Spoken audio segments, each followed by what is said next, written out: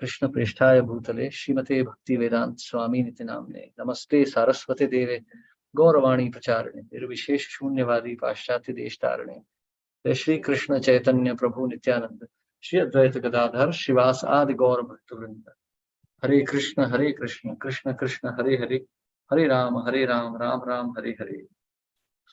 So text 11. Om Namo Bhagavate Vasudevaya. नमो भगवते वासुदेवाय. Om Namo Bhagavate Vasudevaya. ओम नमो भगवते वासुदेवाय. Om Namo Bhagavate Vasudevaya. ओम नमो भगवते वासुदेवाय. Shri Bhagavan Vacha. श्री भगवान वाचा. Nibodha tatidam ritam bravimi.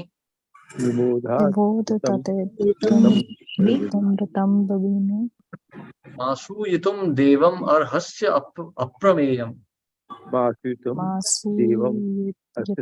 देवम अर्हस्य अपरमेयम्. Vayam bhavaste tat esha maharshit. वयं भवस्ते तत् एष महर्षिः. Vaham sarve vivasha yasya dishtam. वहाम survey विवशा सहस्य दिष्टम्. Yes, please. Yes, please. Hare Krishna. Then we pranam. Translation purport by Sri Prabhupada. Sri Prabhupada ki jai. Translation. Lord Brahma, the Supreme Person within this universe, said, "My dear Parivartana, kindly hear attentively what I shall say to you. Do not be jealous of the Supreme Lord, who is beyond our experimental measurements. All of us, including Lord Shiva, your father, and great sage Maharshi Narad, must carry out the orders of the Supreme. We cannot deviate from his orders." Purport by Sri Prabhupada. Of the 12 great authorities in devotional service, 4, Lord Brahma himself, his son Narad, Shambhamu, and Lord Shiva, we are present before Parivartana. They were accompanied by many other authoritative sages. Brahma first wanted to impress upon the Parivartana that although these great personalities are all authorities, they cannot possibly disobey the orders of Supreme Personality of Godhead, who is described in the verses Deva, which means always glorious. The power, glory, and potency of the Supreme Personality of Godhead can never be diminished. In the Ishopanishad, the Lord is described as Apro, which indicates that he is never affected by anything materially considered sinful. Similarly, Srimad Bhagavatam describes the Supreme Personality of Godhead as being so powerful that nothing we might consider abnormal can affect him. An example sometimes given to explain position of the Supreme Lord is that of the sun, which evaporates urine from the earth but is never affected by contamination. The Supreme Lord can never be accused of doing anything wrong. When Lord Brahma went to induce Parivarta to accept the responsibility for ruling the universe, he did not go whimsically. He was following the dictation of the Supreme Lord. Indeed, Brahma and other genuine authorities never do anything without his permission. The Supreme Lord is situated in everyone's heart. In the beginning of this Srimad Bhagavatam, it is said, Teen Brahma, Ye Yadhi Kave. The Lord dictated Vedic knowledge to Brahma through his heart. There, the more a living entity is purified by devotional service, the more he comes in direct contact with the Supreme Personality of Godhead. As confirmed in Srimad Bhagavad Gita, Tesham Satat Yuktanam Bhajatam Priti Purvakam Tadami Buddhi Yogen Tam Yen man upayati. To those who are constantly devoted and worship me with love, I give the understanding by which they can come to me. Bhagavad Gita 10.10. Lord Brahma, therefore, had not come to Parivarta by his own whims. Rather, it is understood that he had been ordered to persuade Parivarta by the Supreme Personality of Godhead, whose activities cannot be understood by material senses, and who is therefore described herein as Apramine. The Lord Brahma first advised Parivarta to hear his words with attention without envy. While one is induced to perform certain acts despite his desire to do something else is indicated here. One cannot disobey the orders of Supreme Lord, even if one is as powerful as Lord Shiva, Lord Brahma, Manu, or the great sage Narad. All these authorities are certainly very powerful, but they do not have the power to disobey the orders of the Supreme Personality of Godhead. See, Lord Brahma had come to Parivarta in accordance with the orders of Supreme Lord. He first wanted to dispel any suspicion that he might be acting as Parivarta's enemy. Lord Brahma was following the orders of Supreme Lord, and therefore it would be worthwhile for Parivarta to accept Lord Brahma's order as the Lord desired. Hare Krishna Prabhuji, Dhanavad Pranam. Hare Krishna. So, my dear Priyavrat, do not be jealous of the Supreme Lord. Yes. Actually, this is very profound. Absolutely. So, we had said that this is a very exciting verse actually. So, Tene Brahma Hridaya Adi Kavaye. Lord Brahma is actually an epitome of a living entity. Right? Brahmaji is the topmost living entity. He's Adi Purush. He's the first living entity actually. First Brahmaji comes, then others manifest. So, he's like the caretaker of the universe, the chief of all demigods. Indra, Chandra, Surya, Vayu, everyone come after him. Above him is only Lord Shiva. But then Lord Shiva is not a living entity. He's a partial expansion of the Lord only. So certainly he's above. But Brahmaji, amongst all the living entities, he's the topmost. So as one goes on, Krishna says in the Bhagavad Gita, Ye yatha mam prapadyante tam tatheva bhajamyaham. To the degree one surrenders, I reciprocate. So ye yatha mam prapadyante. You see, actually what is Krishna saying? Ye yatha mam prapadyante tam tatheva bhajamyaham. I reciprocate accordingly. Mama vartamanu vartante manushyam partha sarvasha. Actually, every living entity is residing on the Supreme Lord and they're acting by the will of the Supreme Lord. In the sense that they have their desire, but their activity is restrained by the Supreme. The elephant can eat only, they say, 100 kilos. A man can lift only 30, 40 kilos. A man can only run at 20 kilometers per hour. A cheetah can do 100 kilometers per hour. So all these restrictions are put by Krishna. Mayadhyakshena prakriti suyate sacharacharam. So this prakriti, under the instructions of the Lord, is creating these restrictions. Like for example, if you go to, say, a railway station, a big railway junction, Dadar junction or something, you'll notice that the train has become very slow. You may be traveling by Rajdhani. So, Dadar junction is maybe around 4 or 5 kilometers from Bombay Central. So the train leaves Bombay Central and it travels only at a speed of 30 kilometers per hour. And then it crosses Dadar junction at around 15 kilometers per hour. The mighty Rajdhani Express, it goes because there are restrictions there. And why are these restrictions? Because many trains are crossing that junction. So all the trains are running at very low speed. In that way, they are running safely. If all the trains start running at 100 kilometers per hour, there will be collisions everywhere. So to maintain that order in that busy junction, trains are restricted. So just like that, in this material world, every living entity has its desires and they all want to enjoy this material universe. So therefore, restrictions are placed on all of them. So this restricted living entity, the more he goes on surrendering to the Supreme, the more he can actually experience freedom, the more he actually experiences this independence.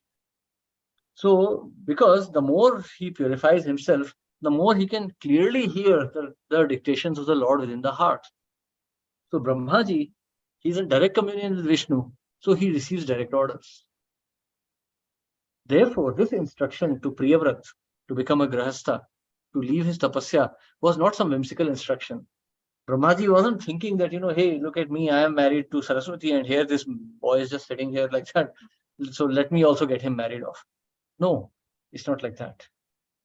Brahma is being dictated by the Supreme, who has told him that this person, this personality, Priyavrat, is the only personality qualified to lead this universe now.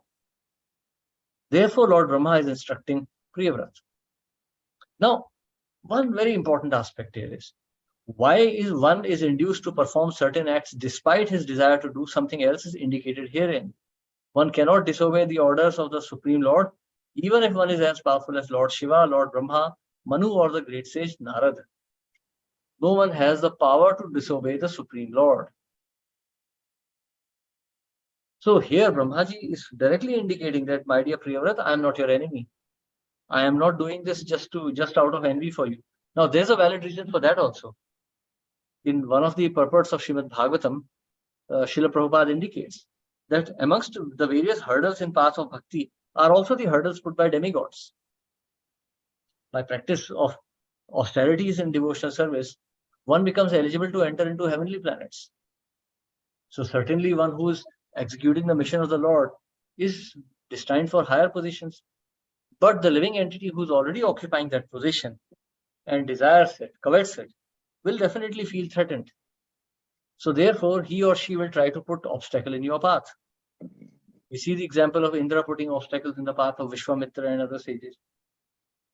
All because he thinks that these sages will take over his position. So certainly a devotee is executing the Harinam Sankirtan, Harinam Yajna. So he's certainly a big threat to the demigods. So demigods may place restrictions on the path of such a devotee. So therefore, Priyavrat's suspicion on the orders of Lord Brahma is also very much valid. I mean, Priyavrat has been executing, you can imagine, Priyavrat has started his austerities at the time when Uttanapad became the king. So Uttanapad, then Dhruva's son, then Prachina Barhishat, then the Pracheta, they all have come and gone. And Priyavrat has been executing austerities all this while. So certainly now he will feel the fear that, that Brahmaji might himself be trying to put obstacles in my path. Therefore, from the very beginning, Lord Brahma is indicating that one should not be envious of the Supreme Lord. So what is this envy here? Do not be jealous of the Supreme Lord, who is beyond our experimental measurements. Two very important words here. Jealousy of the Supreme Lord and beyond the experimental measurements. So Gajendra says in the 8th chapter that the Supreme Lord cannot be reached by the exercises of mind, words, or consciousness. He can only be reached by pure devotional service. So Priyavrat is sitting here, executing tapasya. Lord is not found through tapasya, he is found through pure devotion. And also, this so-called renunciation of the living entity is also an opulence of the Lord. We are in this world because we are trying to enjoy the Lord's energy. Now, we may not like to hear this, but we are actually lusting after Radharani. Therefore, we are in this world. This whole Prakriti is just a manifestation, it's just a fraction of Radharani's potency. And we are lusting for it. A handsome man, a beautiful woman, and every man goes nuts. So we are lusting. Therefore, we are in this material world. So we are envious of the Supreme Lord. So we are lusting after the potency of beauty of the Lord, and therefore we are in this world. So likewise, one can also be lusting after the so-called renunciation. The Mayavadis are an epitome of this. They are a great symbolism of this. So Mayavadis are longing after this renunciation because they want to become one with the Lord. Therefore, Lord Brahma is now indicating that, my dear Priyavrat, you, we are all servants of the Lord. We cannot be without him. We cannot dare to disobey him. We are his servants. We are his bound servants. So therefore, give up this jealousy. Do not think that this instruction to become a grahastha is my own concoction. It is coming from the Supreme Lord. Therefore, at this point in time, giving up renunciation is actually obedience of the Supreme Lord rather than trying to practice renunciation. Hare Krishna. Yes. Is this clear? Any questions or comments here?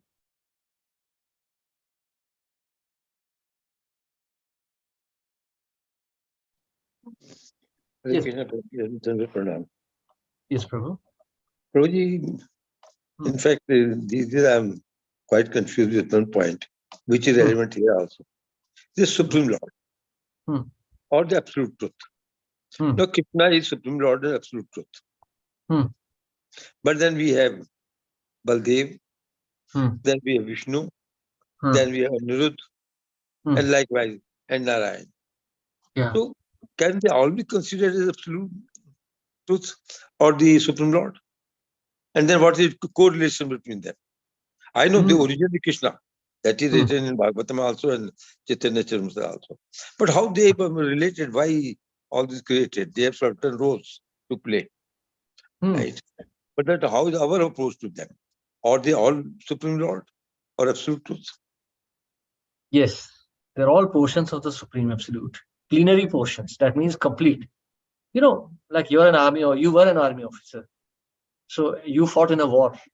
So you must have fired your gun. You must have ordered your men. In the time when action was taking place, you weren't sitting and waiting. Okay, now it's 10 o'clock. Let's have a cup of tea. Okay, now let's go out and see how the sky is looking.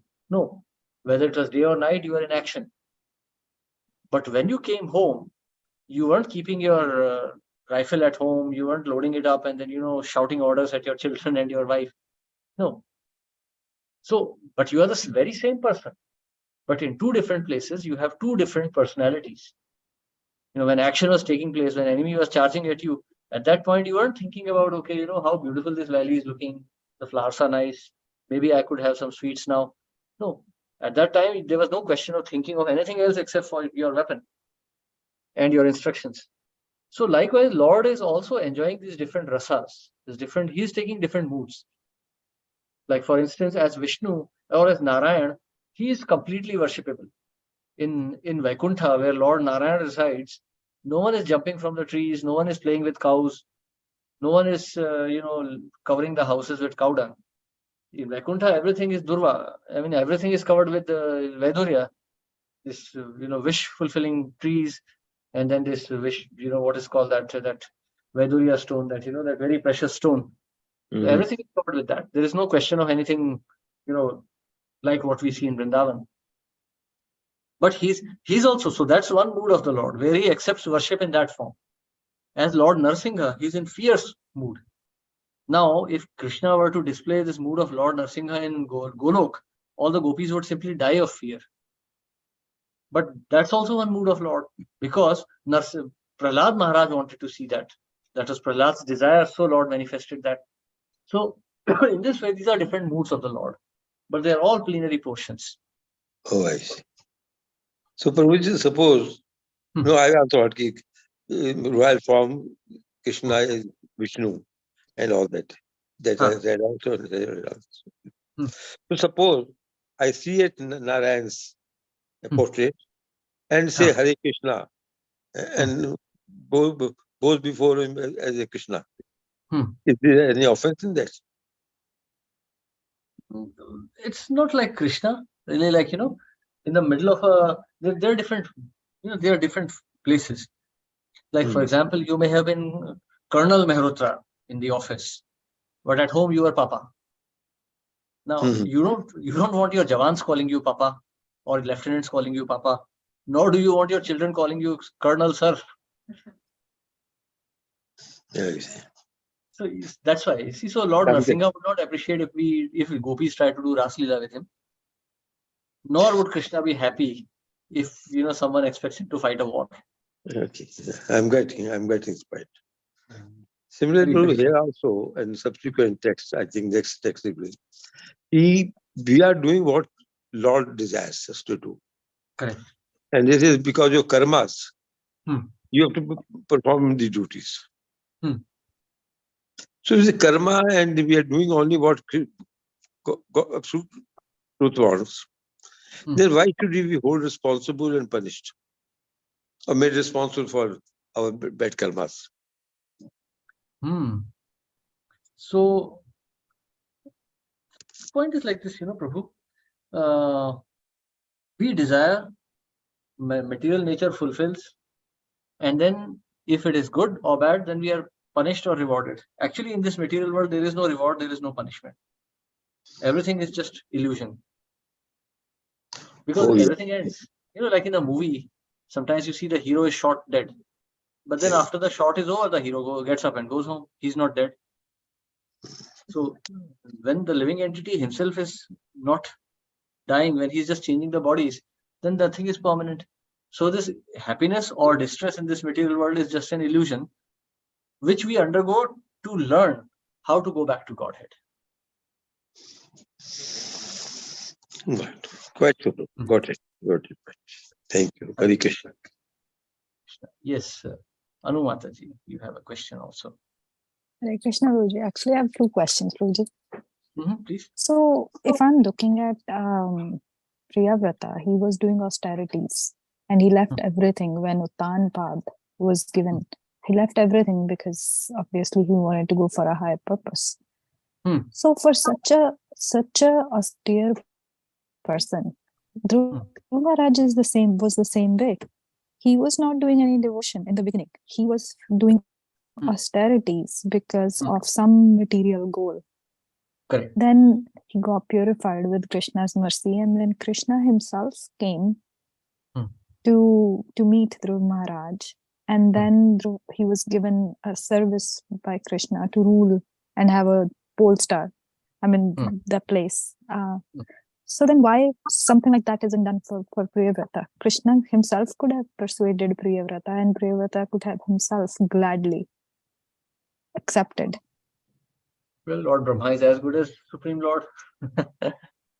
Krishna. नहीं, पर कृष्णा को देखना और Lord Brahma को देखना are two different things, no? No, not at all. It's actually, seeing Narad Muni is the best. Narad Muni is a pure devotee of the Lord. So Brahmaji is also acting completely completely as per the instructions of the Lord. So this is as good as the same thing. So now, because it's... Go ahead. So Lord will not appear for everything. Like in case of Kardam Muni had a desire to see the Lord and become a Grahastha also. So Lord appeared, he said, okay, you have pleased me. Please take this instruction. Now, Priyavrata is also going to see the Lord. Priyavrata has not been abandoned by the Lord. Actually, you see, this so-called time factor that we think, so many moments are passing, so many years have gone. This is an illusion which is created by Maya when we are embodied. As soon as the Lord is pleased with the living entity's activities, he's already delivered. Because there is no time factor in Vaikuntha. Lord is not bound by time factor. So as soon as one sees the Lord, this time is negligible. It's completely, it's just like a dream. For instance, in your dream, you may think that you are traveling to some far off place, you are meeting people, you are doing things. And then when you wake up, you realize that you had slept for only maybe like 10 minutes. But you lived something like a lifetime in your dreams. So you see, this is how time works. It's something inconceivable. We can't really understand this. And then other point is, so somebody like Priyavrata who's performing so many big austerities. So for Brahmaji to come see him, clearly Priyavrata would know, this is a big deal. And Brahmaji won't come on his own. Brahmaji would obviously be following Krishna's instructions. So why would he be envy? Rather, why wouldn't he not be happy that I am the one chosen to perform service for Krishna? How many lucky people get to offer the service? Why would he be jealous and not happy then? What is this service? He has to marry, he has to raise children, he has to become a king. He has already passed those stages. He's a sannyasi already. No, but Krishna is saying that your devotion service is going to continue. Yeah, so that will come later. Right now, he doesn't know this. Oh, okay. Right now, he doesn't even know that Brahmaji has appeared by the instruction of the Lord. Simply, Brahmaji is also grandfather. Yes. So maybe he took it because he did not obey True. Manu's orders, father's Mhm. orders. So Yeah. grandfather got a higher authority. Yes. True. That's And true. between grandfather and grandson, there is a special relationship. Mhm. So he must have come. Yes. So all desire of the God. Hmm. But then that position is also there, which you take in material world because it was happening in material world. Hmm. So with that authority, he must have come to persuade you. Hmm. Okay. Thank you, Guruji, and thank you. Hari Hari, I told you this is a very interesting verse. Mhm. So, because it's a family affair right now, and Priyavrat doesn't know. Manu told him get married. He thought, okay, it's just a father's concern. Because his other son has now taken sannyas, he wants me to get married. Actually, Manu is in a very peculiar position. His son-in-law has taken renunciation. His son has taken renunciation. His grandsons have taken renunciation. His great-grandsons have taken renunciation. And now there's only one Priyavrat left. Mhm. And Manu is himself expert of the sex education. Yeah, but very interesting point also, like Uttanapad or Prachina Parishad, these all took renunciation after ruling, after being grahasthas. So in other words, they were contaminated and then got purified, especially Uttanapad. Uttanapad was very much contaminated. I mean, he let Dhruv Maharaj go into the forest. He came under the spell of Suruchi. Yes. So certainly for him taking sannyas was good. Manu did not want him coming back. He was like, it was okay for him to take renunciation. But Priyavrat was a different story. Priyavrat already was a pure soul. For him, there was no question of contamination in this sort of a position. And also, and it is also said, like when it comes to ruling, you have to have certain skill set to rule. Yeah. Like if your heart is that pure or your heart is that melted, how would such a person rule? No, then qualities are cultivated, then you do it as devotional service. Arjuna was so pure-hearted, but he fought the war. He killed so many warriors. So then he realizes that everything is happening by the will of the Lord. So he doesn't, so he understands that this is the Lord's compassion. If Lord's desire is that somebody gets killed, then he accepts it. He says, okay, this is all right. Or in this case, when he understands that it is the Lord's desire that he gets married, he will accept that also. So even though, see, what is marriage really? It's just an activity in lust. So if it is done voluntarily, then it is lust. If it is being done by the instructions of the Supreme Lord, then there is some higher order behind it. So we see the story of Kardam Muni. For instance, Kardam Muni, like he was apparently lusty. We hear that he was living in a heavenly mansion with Devahuti and they were traveling with heavenly themselves. So these are not exalted activities. And he gave birth to some 8 daughters. So they were all like, these are just ordinary activities, ordinary man's activities. But they were fulfilled by the Supreme Lord because the Lord himself desired to appear as Kapila. So it is very beautiful that after giving birth to these 8 daughters, when Kardam Muni wakes up and he wants to take sannyas, Devahuti requests him, and then they live like sages for 1 year. For 100 years. And then Kapila Muni is born. And then Kardam Muni takes renunciation. That means the birth of Kapila Muni is not an ordinary birth. It is not born of lusty desires of a man and woman, but it is born out of Lord's own desire. Own desire, plans yourself. Yeah, so this is also Lord's own desire. Therefore, even though Priyavrat may apparently act like a lusty man, he is always free from lust. Because it is, see, what is lust? Atmendriya priti vancha, my own desire, that is lust. Krishnendriya priti vancha, dhare premanam. It is Krishna's desire that he gets married. Therefore, it is not lust. In this case, his renunciation would be lust. Yeah. Yes. It's a bit complicated. Yes. Wow. Yes, that's true. So thank you so much for nice explanation. Thank you, Jibril. That clears. And the rulers, Mataji, and administrators, don't think that they don't have a heart and they are not kind and all that. Most of the rulers and administrators have been successful who are very human in approach. But then they know what is their role for which they are there. I've seen what Prabhuji talks very often about army, etc. The amount of welfare activities and the system administration there is something should be copied anyway. We are very close to our juniors, very human to them. We go to with extent to help them in their personal problems. I remember there was a time when the sugar positive was there. And if there's somebody goes for his sisters or somebody's marriage, we used to give a letter to DC. A special quota of sugar should be released to this person who's coming from the battalion, from operations area.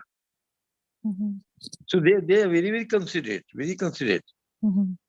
But in the duties, we have been trained to be tough and factual. Yes. There's no compromise in duties. Because then there's a court martial. We don't want to have that. Thank you. This is a very interesting bit of information. In 1984, when Operation Blue Star was about to be ordered. Now, it's very interesting information. So, before Operation Blue Star, there was another operation. I think it was Operation Black Rose or something that was supposed to be done. That was a planned operation. Very brief. Yeah. So, that was an operation. Yeah. 2 helicopters were supposed to drop around 40 commandos or something on top of the temple. They would go and kill the militants and try to come. Exactly. But the situation was that expectation was more than 75% casualties, 75 to 100% casualty, meaning that probably all the commandos would die inside. On the other hand, there was Operation Blue Star, where high casualty was expected, but not as high as 75%. So it's a very interesting point that there's like these files which have been now released. When Indira Gandhi heard about Operation Black Rose, she started crying. She said, I can't send men to their certain death. So then she cancelled this operation and Blue Star was carried out. Of course, there were high casualties in Blue Star also. Very high. Very high casualties. But it was not supposed to be 100% casualties. Because Black Rose meant all would die. There also, we slightly hastened. Otherwise, by encirclement, Operation Encirclement, they could have been starved with water and electricity, etc. Yeah. Actually, that was not needed. Yeah, it was not done. It should have been done. But anyway, post-mortem after the operation, as very difficult to do the operation. Yeah. So that is the point. You see, those people used to be my charge. Oh, you were there in Blue Star? Yeah, I was having my CRP location in that area. In my headquarters, Jammu, I was right in Amritsar. Oh, okay. Yeah, that was quite an interesting. I was in Kashmir at that time. Because we didn't want to have too many of local policemen. So these were from the JNK that we moved some troops. Oh. So I will not disclose the other things. Anyway, as it is now legally, I can do that. Yeah, it's like 40 years old now. Nobody even remembers. Yeah, but what a day. Commander Jammu Center. Oh, that time. Oh, that was immediately after the hanging of Maqbul Bhatt. Maqbul Bhatt was arrested by me. Yeah, so those are very tough times. In Baramulla. Maqbul Bhatt, yeah. I brought him to Srinagar. From Srinagar, airlifted to Tihar jail. And then I happened to be posted to Tihar jail, in charge of Tihar jail area. Then he saw me. He said, how you have come here? I said, only thing, don't try to escape as you want to do in JNK. My orders are clear, you should short that. But he was a great personality, a very faithful person. Yeah. Very faithful. Yeah. Anyway, he invited, hanging also he invited. Because they killed that diplomat in Paris. Matre. Matre. So as a result of that, we Hmm. decided it should be. Yeah. That took place in London. Yeah, I was in Kashmir at that time. Quite a few of my classmates became militants actually later on by Yeah, I 87, know. 88. Conditions were being created like that. But It was terrible times. no, anyway, this was when 70 has been removed. That is the thing should have been done earlier also. Yeah, that's material world. Everything is full of faults there. I remember I went to Amar Singh College to conduct a From? hockey match. We Aha.